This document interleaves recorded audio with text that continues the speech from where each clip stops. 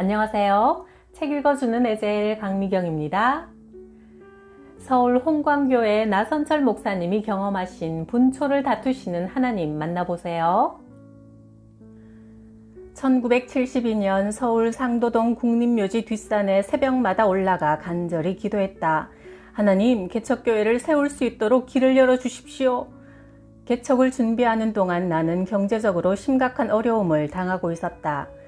이렇게 어려운 시절에 하나님이 엘리야에게 까마귀를 보내신 것처럼 나에게도 사람 까마귀를 보내주셨다. 수유리 교회 박설래 권사는 동대문 시장에서 장사를 했는데 영성이 예민하여 새벽마다 하나님을 찬양하고 기도하노라면 하나님의 음성을 듣곤 했다. 오늘은 어디에 사는 누구를 찾아가 보아라. 빈손으로 가지 말고 손에 예물을 챙겨 가거라는 등의 소리를 자주 들었다. 박설래 권사는 잠언 3장 27절을 생활신조로 삼고 살았다. 네 손이 선을 베풀 힘이 있거든 마땅히 받을 자에게 베풀기를 아끼지 말라. 어느 날 기도하고 있는데 갑자기 내 얼굴이 떠오르더니 자기를 향해 빨리 오라는 손짓을 하더란다. 그래서 그는 수유리에서 상도동까지 버스를 타고 나를 찾아왔다. 무슨 일로 오셨느냐고 묻자 하나님의 영감을 받고 달려왔습니다. 목사님, 무슨 일 있소? 하며 되물었다. 나는 그를 부엌으로 인도했다. 달랑 연탄 한 장만 남아있었고 냄비 속에는 수돗물만 끓고 있었다. 참으로 절박한 상황이었다.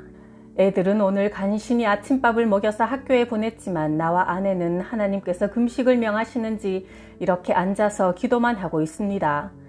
그러자 박설래 권사는 치맛자락 안에 차고 있던 전대끈을 풀어 수표 한 장을 건네주었다.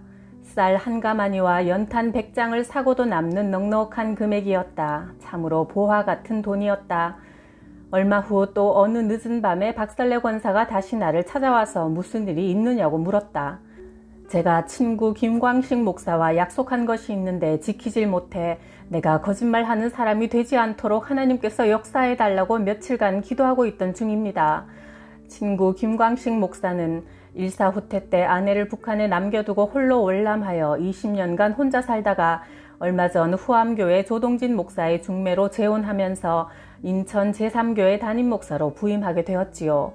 제가 평소 그가 장가를 들게 되면 결혼 반지를 마련해 주겠다고 입버릇처럼 이야기를 했는데 하필이면 내가 경제적으로 가장 어려울 때 장가를 갔지 뭡니까? 이 이야기를 가만히 듣고 있던 박설래 권사는 손에 끼고 있던 5돈짜리 금가락지를 빼어주며 친구 목사님에게 전해주세요 했다.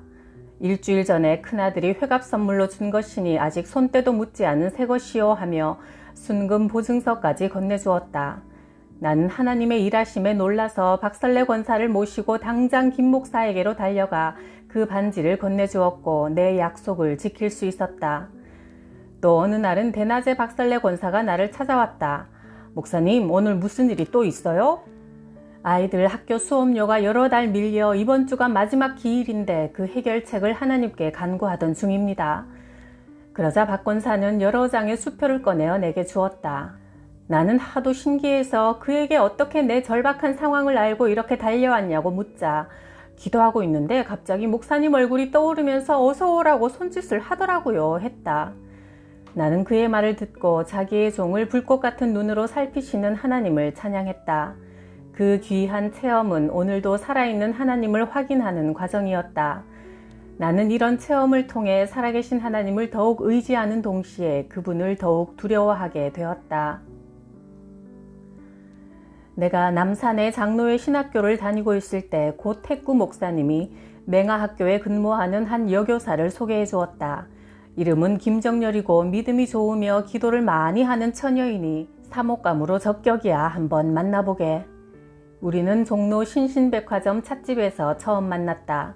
그녀는 아름답고 믿음직스럽게 보여 몇 번 더 만나 데이트를 한 후 나는 4가지 사항을 진지하게 물어보았다. 첫째, 나는 하나님의 종으로 살아가야 할 사람이니 하나님이 보내시는 곳이라면 어디든지 가야 하는데 당신도 그런 삶을 살 자신이 있는가? 둘째, 나는 어쩌면 평생 가난하게 살아야 할지도 모르는데 불평하지 않고 살 수 있는가? 셋째, 나는 예수 그리스도의 복음을 전하다가 핍박을 받고 어쩌면 순교당할지도 모르는 몸인데 그때 나를 원망하지 않겠는가? 넷째, 아버지가 제주 서부교회 담임 목사이지만 곧 은퇴하시게 되면 장남인 내가 모실 텐데 홀로 된 시아버지를 모실 수 있겠는가? 그랬더니 그녀도 조심스럽게 그리 하겠다고 대답하는 게 아닌가. 나는 바로 이 여자가 하나님이 내게 주신 평생의 반려자라고 확신했다. 우리는 1956년 종교교회에서 결혼식을 올렸다. 결혼 후 아내는 이런 간증을 했다. 당신을 만날 무렵 결혼 문제를 위해 하나님께 기도하고 있었는데 육군 대위로부터 혼담이 들어왔어요. 얼굴도 잘생겼고 체격도 건장한 그 장교가 마음에 들어 결혼해도 되지 않을까 하는 생각이 들었지요. 그런데 기독교인이 아니라는 점이 마음에 걸렸어요. 그런데 하루는 밤에 꿈을 꾸었죠. 밭에 배추가 푸르게 자랐는데 가까이 가서 보니 잎사귀만 푸를 뿐 뿌리가 너무 약해 곧 쓰러질 것 같더라고요. 주변에 흙도 바싹 말라있어 그 배추가 곧 시들어버릴 것 같더라고요. 그래서 장교와는 인연이 아니구나 하는 생각이 들어 혼담을 취소했지요.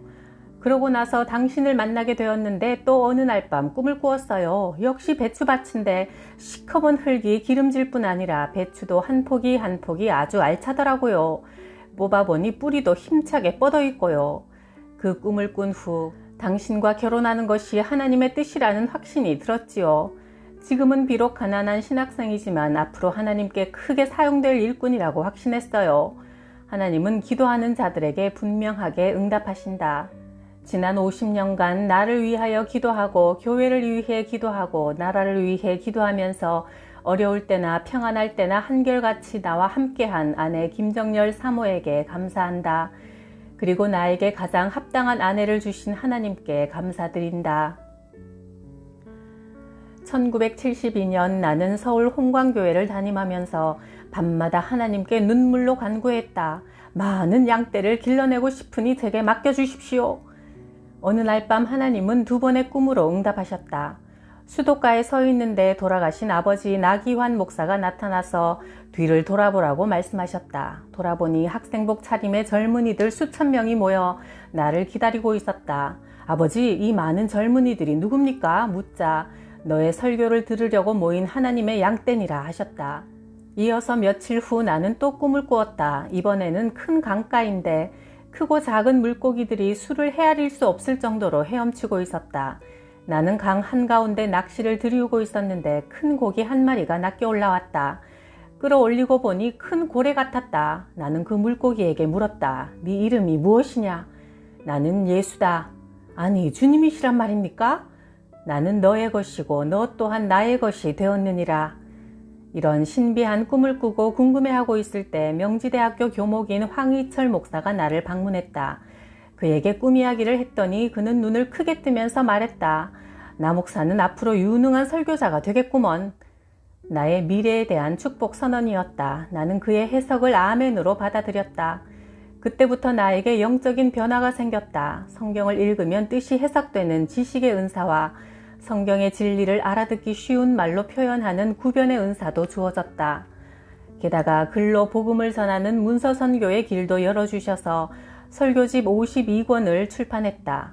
놀랍게도 내 설교집이 휴전선을 넘어 김일성대학교의 도서관에도 납본되었다는 것이다. 이 사실을 미국에서 목회하는 오은철 목사를 통해 들었는데 얼마나 가슴이 벅찼는지 모른다. 오은철 목사는 평양을 자주 방문했는데 어느 날 도서관에 갔다가 그곳에서 내 설교집을 보았다는 것이다. 하나님은 나의 계획보다 더 큰 일을 이루시는 분이었다. 그런 일에 내가 도구로 쓰임받는다는 것은 너무나도 감사한 일이다. 1951년 21살의 나는 6.25 전쟁으로 제주도에서 피난 생활을 했다. 영양실조로 늑막염에 걸려 몸이 자꾸 허약해지니 절망과 포기의 벼랑으로 내몰려갔다. 살자니 고생이요 죽자니 청춘이로다 하는 속담을 수백 번 되씹다가 정방폭포 절벽으로 걸어갔다. 구질구질하게 연명할 바에는 마지막 용기를 발휘하여 이 절벽에서 뛰어내리는 거야. 그러면 순식간에 이 고통이 끝날 거야. 이런 생각을 하면서 나는 물속으로 들어갔다. 그런데 바로 그때 뒤에서 누군가 내게 외치는 소리가 들렸다. 네가 폭포에 몸을 던질 만큼 큰 용기를 가졌다면 그 용기로 나를 위해 한번 살아보지 않겠느냐? 나는 누가 내게 이런 말을 하는가 궁금하여 뒤를 돌아보았지만 아무도 눈에 띄는 사람이 없었다. 그 순간 저 멀리 평화로운 서귀포 마을의 높은 종탑 십자가가 눈에 들어왔다. 나는 잠시 발을 멈추고 내 귀에 들린 음성을 되씹어 보았다. 네가 정말 정방폭포에 몸을 던질 만한 큰 용기가 있다면 그 용기를 먼저 나를 위해 발휘해 보아라. 옳은 말이었다. 그래, 나는 그동안 성경 말씀과는 거꾸로 살아왔어. 이제라도 늦지 않았으니 먼저 하나님의 나라와 의를 위해 내 용기를 사용해야겠다. 그렇게 마음을 정리하고 시냇물에서 발을 빼어 집으로 돌아왔다. 그때부터 내 생활은 180도 바뀌었다. 먼저 하나님의 나라와 의를 구하는 자세로 살고자 결심했다. 당시 내 뒤에서 들리던 세미한 음성은 사람의 소리가 아니라 항상 나와 함께 하시는 하나님의 음성이었음이 분명했다. 당시 그 음성을 무시하고 계속 걸어갔다면 나는 분명 정방폭포 아래로 몸을 던졌을 것이다. 모든 희망을 잃었던 그 순간 하나님은 내게 새로운 희망을 주셨다. 하나님은 분과 초를 다투며 나를 바른 길로 이끌어 주시는 분이었다. 1930년 어머니 이영생은 33살에 나를 낳았다. 나를 낳기 전 어머니는 하나님이 주신 꿈을 꾸었단다. 꿈에 부엌에서 밥을 짓기 위해 아궁이에 불을 떼고 있는데 갑자기 아궁이에서 불이 쏟아져 나와 부엌을 맴돌다가 하늘로 올라갔단다. 그래서 어머니는 이 아이가 자라서 하나님의 큰 일꾼이 되겠구나 확신을 가졌다. 어느 날 9살인 내가 초등학교에서 돌아와 머리가 아프다고 하면서 드러누웠다. 계속 머리가 아프다고 울어대더니 제풀에 꺾여 잠시 골아 떨어졌다가 잠에서 깨어나면 또 머리가 아프다고 칭얼댔다. 병원에서 주사를 맞추고 약을 먹여도 병명을 밝혀내지는 못했다. 어머니는 하나님의 특별한 은혜를 간절히 구했다. 제가 벌써 자식 8 가운데 셋을 잃었는데 또 하나를 잃다니 하나님 너무하십니다. 왜 이 여종의 마음을 산산조각으로 찢으시나이까? 이렇게 애지중지 키우다가 죽게 하실 바에는 차라리 주지 마실 것이지 어찌하여 주셨다 뺏으십니까? 하나님 너무하십니다. 기도를 해도 아들인 나는 오한이 난 듯 몸을 발발 떨며 허리를 꼬부렸다. 그래서 어머니는 담요로 내 몸을 싸서 햇볕 잘 드는 대문, 양지 바른 곳에 눕히고 일광욕을 시켰다. 그때 어떤 할머니가 지나가다가 나를 보고 말했다. 아이고, 이 아이가 뜰병에 걸린 것을 모르고 부모가 죽이고 있구나. 마루에 앉아 울면서 기도하던 어머니는 얼른 뛰어가 그 할머니를 붙들었다. 할머니, 뜰병이 뭐예요? 머리뼈하고 머리 가죽 사이에 죽은 피가 가득 차서 잠자다가 죽는 병이지. 어떻게 하면 그 병을 고칠 수 있나요? 침을 맞아 죽은 피를 빼내야지. 할머니, 그냥 가시지 말고 우리 아이 침 좀 놓아주세요. 그 할머니는 허리춤에서 창날같이 생긴 침을 꺼내어 내 정수리와 그 주변을 마구 찔러댔다. 그러자 머리에서 먹같이 시커먼 죽은 피가 개울물처럼 흘러나왔다. 수건으로 피를 닦아내도 용암이 흘러내리듯 피는 계속 솟구쳤다. 그러자 나는 눈을 뜨고 머리를 쳐들며 기나긴 잠에서 깨어나듯 일어났다. 이 일이 있은 후 나는 거의 잔병치레를 하지 않았다. 지금도 나이에 걸맞지 않을 정도로 건강하며 젊게 보인다. 이름 모를 그 노인을 보내어 나를 살려주신 분은 하나님이었다. 분과 초를 다투며 가장 필요한 때에 역사하시는 하나님이었기에 나는 지금까지 그분을 신뢰하며 최선을 다해 목회할 수 있었다. 1960년 수원 서둔교회에 담임목사로 부임한 첫날 영역 시험이 시작되었다. 서둔교회는 지식인들이 많았다. 건국대학 학장이던 김성원 장로를 비롯해 서울대학 학생들이 100명이 넘었다. 그래서 목회하기 힘든 곳이구나 내심 걱정하고 있는데 수석 장로인 김용준 장로가 말했다. 목사님, 이 다과를 잡수시고 난 후에 꼭 신방할 집이 있습니다. 교회 뒷마을에 있는 그 집을 찾아가니 50대 여주인 김복동 씨가 귀신이 들려 있었다. 내가 자기 집을 향해 오고 있다는 것을 미리 알고는 아랫목에 자리 잡고 누워서 벼르고 있었다. 김복동 씨는 암소만큼 덩치가 큰 여자였다. 나는 귀신 들린 사람을 처음 보았기에 등에 땀이 주르륵 흘렀으나 귀신은 예수 이름으로 명하노니 떠나가라 기도한 후 그녀에게 일어나 앉으라고 명했다. 그러나 그녀는 머리를 흔들고 코웃음을 치며 반항했다. 나는 눈을 감고 간절히 기도하기 시작했다. 모든 악한 영을 제압하시는 주여, 어찌하면 좋겠습니까? 내 힘으로는 이 사람을 감당할 수가 없나이다. 이 일을 처리하지 못하면 제가 어떻게 서둔교회에서 담임 목사로 목회할 수 있겠습니까? 주님 도와주시옵소서. 그 순간 내 눈앞에 갑자기 별들이 번쩍했다. 잠깐 정신을 잃었다가 차리고 보니 김복동 씨가 주먹으로 내 눈을 내리친 것이다. 이때 내 귀에 하나님이 말씀을 들려주셨다. 만군의 여호와께서 말씀하시되 이는 힘으로 되지 않고 능력으로 되지 않고 오직 나의 영으로만 되느니라. 큰 산아 네가 무엇이냐 내 앞에서 평지가 되리라. 스가랴 4장 6절 7절. 이 얼마나 적절한 말씀인가. 나는 용기가 생겨 그녀의 손 위에 성경책을 올려놓고 냅다 소리를 질렀다. 주 예수의 이름으로 명하노니 두 눈을 뜰지어다. 그랬더니 꼭 감고 있던 두 눈을 활짝 뜨는데 흰 자위만 있지 검은 눈동자는 전혀 보이지 않았다.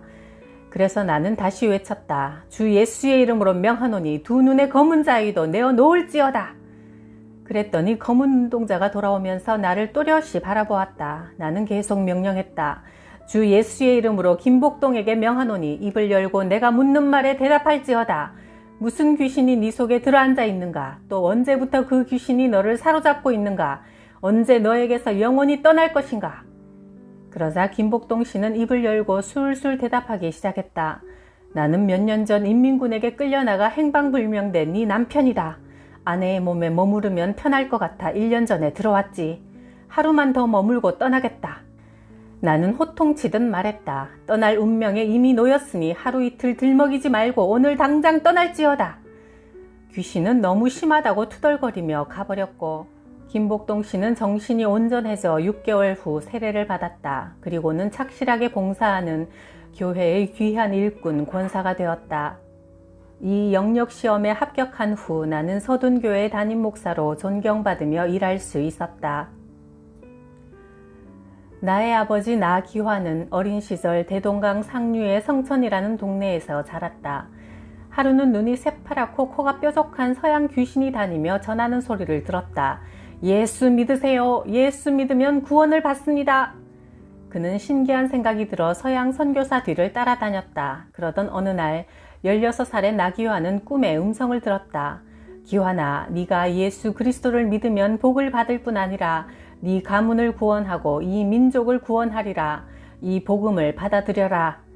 나기화는 잠에서 깨어나자 이를 하나님의 계시로 받아들이고 즉시 선교사에게 달려가 예수를 그리스도로 영접하겠다고 고백하며 세례를 받았다. 그 후 선교사가 전해준 복음서를 읽을 때마다 마음에 기쁨이 샘솟고 기도하면 용기가 솟았다. 그는 아버지 나은빈에게 권했다. 예수를 주인으로 모시면 우리 집이 흥하게 될 것입니다. 하지만 유교 문화에 깊이 젖어 있던 나은빈은 불호령을 내렸다. 예수는 서양 오랑캐들이나 믿는 이교 사설이니 어서 속히 공자 맹자에게로 돌아오너라. 만일 네가 조상에게 제사하기를 싫어한다면 부모를 경멸하는 불효자식으로 여겨 나시 가문에서 쫓아낼 것이다. 아버님, 제가 믿는 예수교도 부모를 공경하라는 계명이 있습니다. 그리고 부모를 주 안에서 순종하면 잘 되고 땅에서 장수한다는 좋은 가르침도 있습니다. 저는 어느 형제들보다 아버지와 어머니를 잘 섬기겠으니 예수를 버리라는 말씀은 거두어 주십시오.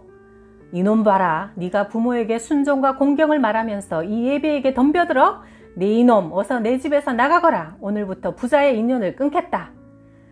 나기환이 찢어진 호적 한 장을 손에 들고 선교사에게로 달려가니 선교사는 평양 성경학교에서 공부하도록 도와주었다. 나기환은 1918년 전도사고시에 합격하여 25 나이에 전도인이 되었다. 그는 북간도 연해주에서 거친 땅을 일구어 농사짓는 동포들을 찾아가 그리스도의 복음, 희망의 메시지를 전했다. 연해주 일대를 두루 다니며 전도하다 보면 어떤 때는 독립군을 만나기도 하고 어떤 날에는 일본군과 마주치기도 했다. 누구를 만나든 오직 예수만 전하며 길을 다녔다. 그러던 어느 날 만주의 용정 천보산 근처에서 일본 군대와 마주쳤다. 일본군 장교가 나기환 전도사를 불러 세웠다. 좀 수상한 놈인데 너 거기 섰거라. 뭐 하는 놈이냐? 저는 전도인입니다. 예수의 복음을 전하기 위해 이 길을 가고 있습니다. 그러나 나기환 전도사는 일본군 막사로 끌려가 집요한 신문을 받게 되었다. 네 정체가 무엇이냐?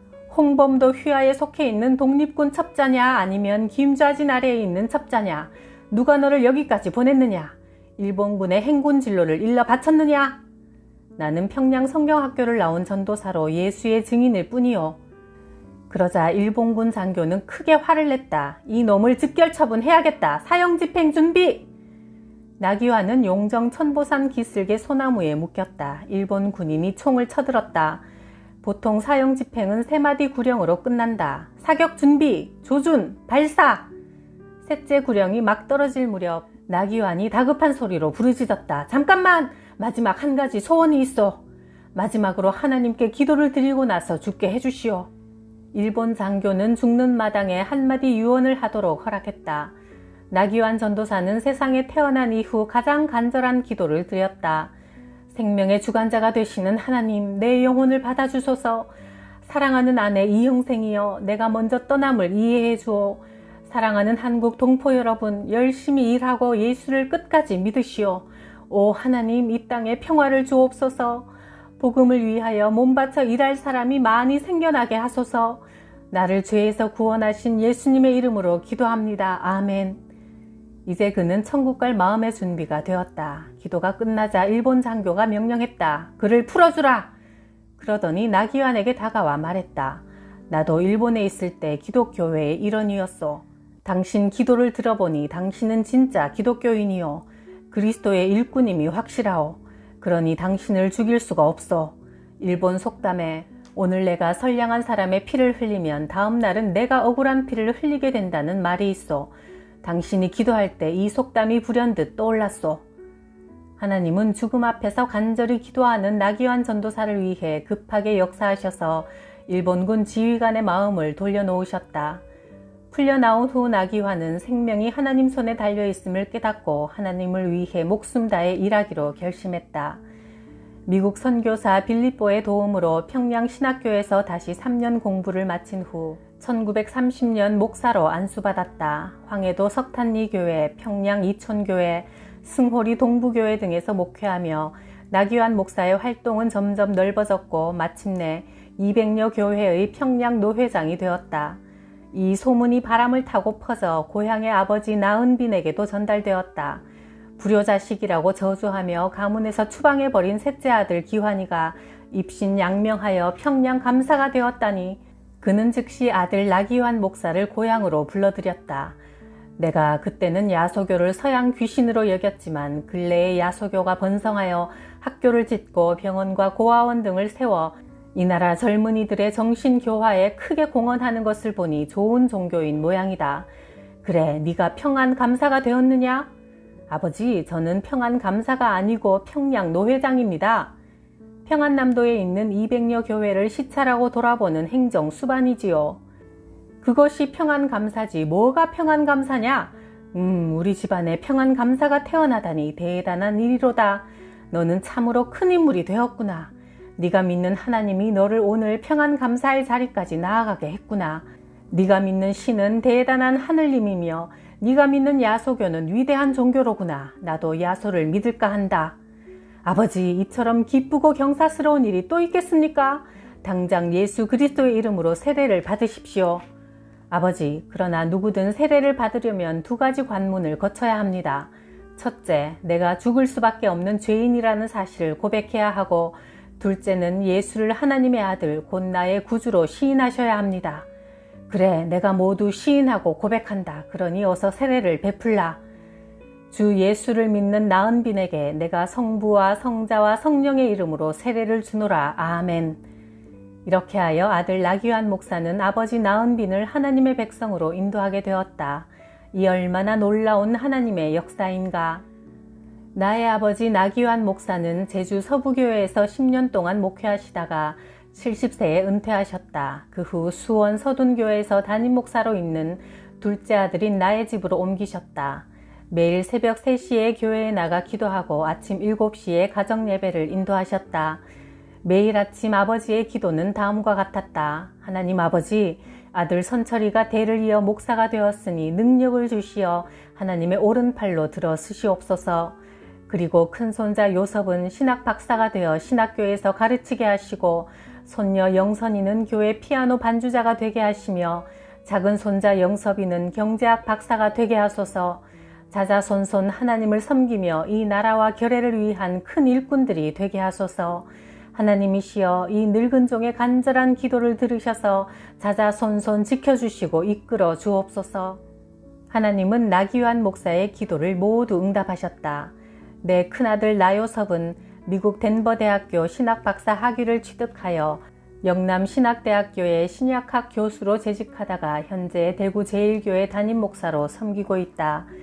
딸 영선이는 중앙대학교 음악학과를 나와 현재 교회 성가대 반주자로 봉사하며 피아노 학원을 경영하면서 아이들을 가르치고 있다. 작은 아들 영섭은 남플로리다 대학원에서 경영학 석사를 취득하고 현재 필립스 회사에서 과장으로 일하고 있다. 이렇게 아이들이 모두 자기의 일을 잘 감당하고 있는 것은 전적으로 내 아버지의 기도 덕분이다. 분초를 다투시며 우리 삶에 개입하셔서 바른 길로 인도하시는 하나님과 늘 동행합시다. 구독, 좋아요, 댓글로 저와 동행해 주셔서 감사해요.